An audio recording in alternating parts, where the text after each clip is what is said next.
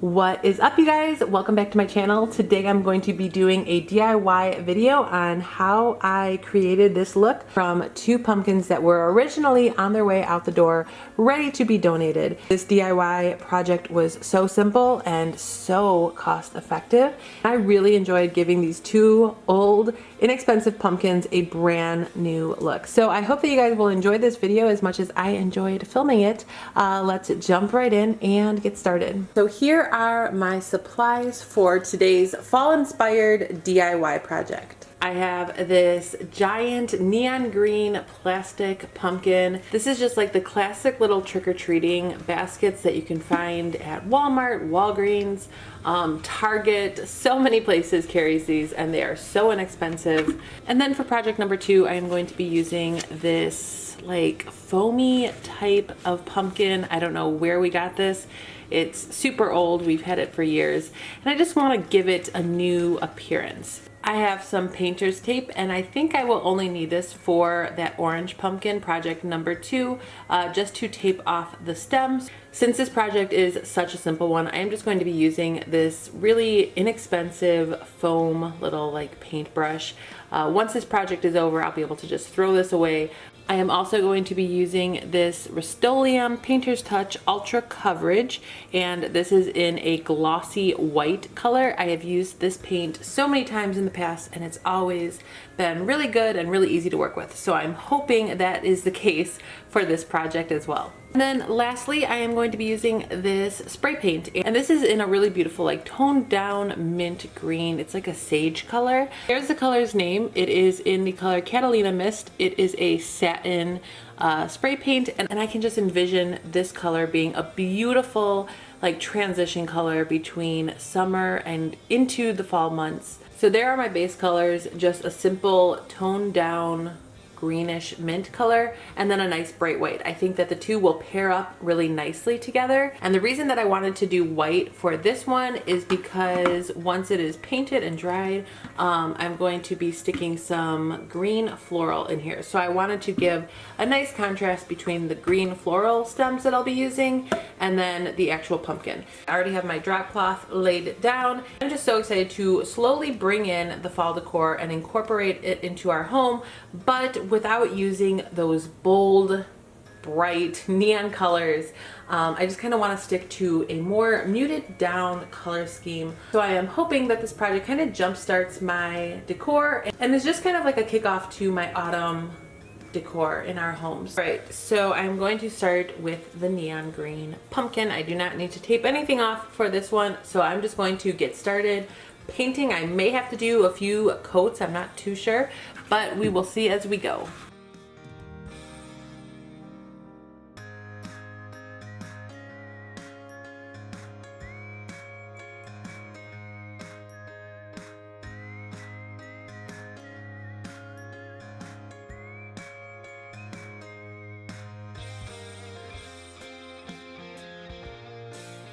All right, so here's the first layer. I kind of expected that I was going to have to do at least 2, if not 3 or 4 layers on this. I'm hoping that once I go in with the second layer, it just covers a lot more and just kind of gets this green out of sight. Right now I am holding it up to our backyard window, so you are able to see just how thin of a coat of paint this first one was. Once I take it out of the light, you can see the white a lot more, I think. So that is what I'm hoping will be the finished product. I'm going to add a second layer of the white paint to this little pumpkin, and then I may end up having to paint the inside, which is not something that I was planning on doing, but with DIY projects you just never really know what you're gonna have to do to achieve the look that you're after. So we'll have to see how the second coat of paint does with this. But if I'm not able to really achieve a full covered white pumpkin, then I will go and paint the inside.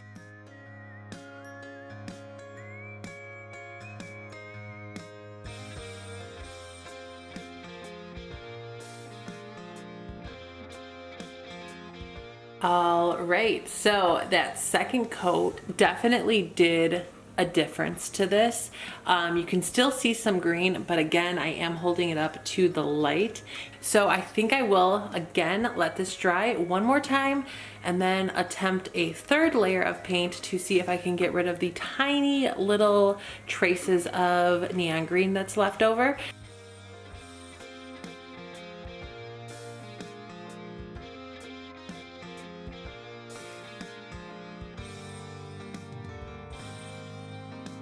Third coat has been added and I am still seeing little tiny traces of the neon green. So I'm gonna go ahead and start painting the inside and just see what that does.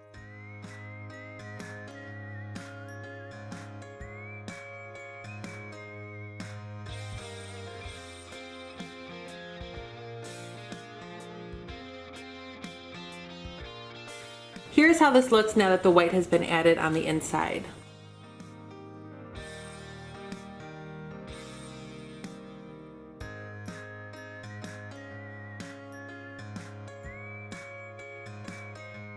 All right, so I ended up just pulling off this stem of the orange pumpkin. It was just becoming too hard to get into the bottom of the stem there. And I love finding really inexpensive things that I can kind of give a new life to and not have to worry about ruining it if it doesn't turn out as I planned. So those are definitely the best kind of projects in my mind, just not having too much pressure in ruining anything that was like really expensive. So I'm gonna put this to the side and get working on the pumpkin.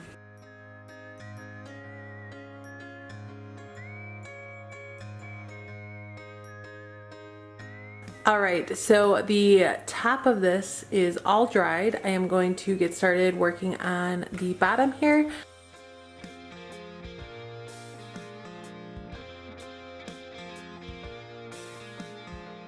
I'm going to add a super thin third final layer of spray paint onto this, and then I'm going to let it get a complete dry, stick that stem back on, and see the finished product.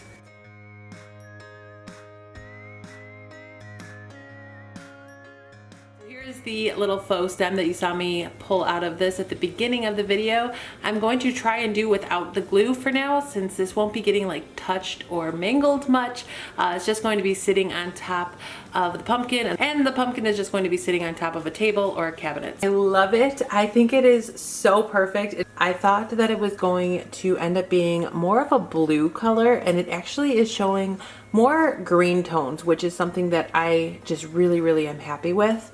Another thing that I realized that I really love about this pumpkin is because it is so light and it's like pretty much made of foam, I think, you can kind of give it little dents in it. I've been really trying to stay away from pumpkins that are like absolutely perfect and smooth just because they don't look real. They don't look anything like the real deal. So I have been looking for those imperfect shaped faux pumpkins, and with these super lightweight foam pumpkins you can totally give it some dents and just give it some character, make it your own, make it unique. I love that about this one. So the dents that I kind of just pressed in with my finger, they aren't super noticeable on film, but in person you can see those shadows from the dents, and I just think it looks so cute and so much more real. I am loving the color of the stem paired up with the new color of the pumpkin, and now I know, and I'm very confident in the fact that if I do ever get sick of this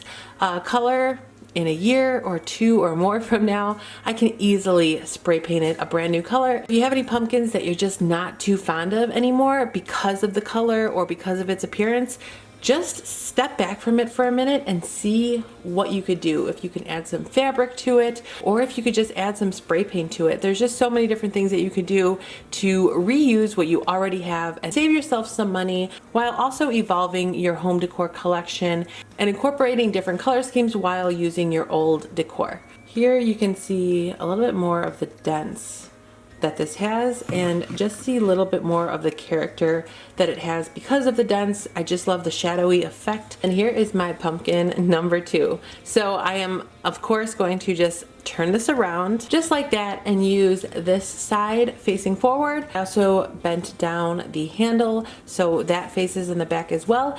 And now the fun part, which is adding some floral to the center of this. So I have used this little faux floral hack in so many of my videos, but I'm going to use it again and just tell you guys again in case you are new to my channel.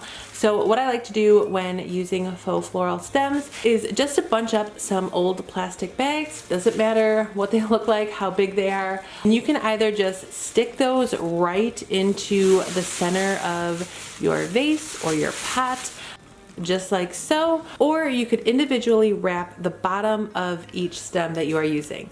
I think I'm going to just try it out this way and see if all of my stems stand up like I want them to, and if not, I will wrap the bottoms of each of the stems, but this is the easier way and usually it works out pretty well. So I'm going to try out this method first. So for the center of this white pumpkin, I am going to be using some dried up eucalyptus, pretty much just sticking with eucalyptus and lamb's ear, but that is what's so great about both of these stems. They can be so easily transitioned between seasons. They're great for spring, summer, fall, even you can push them into winter, I think, and get away with it as long as you add some pops of like Christmas and winter decor. So I'm going to start out with these 4 or 5 stems that I have, just because this is what I have the most of, and then I will go in with some final touches of lamb's ear and a few other faux eucalyptus stems. I'm going to go in with this second version of some eucalyptus stems. I do like to add multiple different versions of the same type of leaf or stem. I think that it just helps the floral arrangement look a little bit more lifelike when there are multiple colors being contributed. And then I have 2 sets of these faux lamb's ear, and I love pairing these with eucalyptus stems just because the coloring is so different. It's like a really nice bold dark green coming off of those eucalyptus stems, and then a really nice beautiful soft green coming from the lamb's ear. Another thing I love about lamb's ear is that they are so like fluffy and full usually, and so they really help fill out the gaps of any faux floral arrangement that you are assembling. And then again, like I mentioned, I do like adding different variations of the same plants. So this is just another form of a lamb's ear, but again, it just adds a small difference in the shade of green coming off of these lamb's ear. All right, this arrangement is now complete. I am so happy with this one as well. Just thinking about where this plastic neon green pumpkin started out with, I am actually really surprised with how well it was able to come together and be transformed into something super modern and really fitting for our current home decor. And here's the final look of how both of the pumpkins pair up together. So I really hope that you guys enjoyed this video. I hope that it inspired you to take on a small, simple, or even a challenging DIY project for the upcoming fall and autumn season. Something so simple as a plastic trick-or-treating pumpkin can be turned into something beautiful and long-lasting inside of your home. So again, I hope that you guys enjoyed it. Let me know your thoughts in the comment section below. I would love to hear from you and just what you thought of this simple DIY project. Let me know if you want to see more DIY projects on my channel. And of course, if you are not yet subscribed to my channel, please make sure to subscribe and join my YouTube family. I would love to have you part of my YouTube journey here. And if you could also please give this video a big thumbs up, I would appreciate that as well. Thank you guys so much for watching, and I hope to see you all in my next video. Until then, take care. Bye.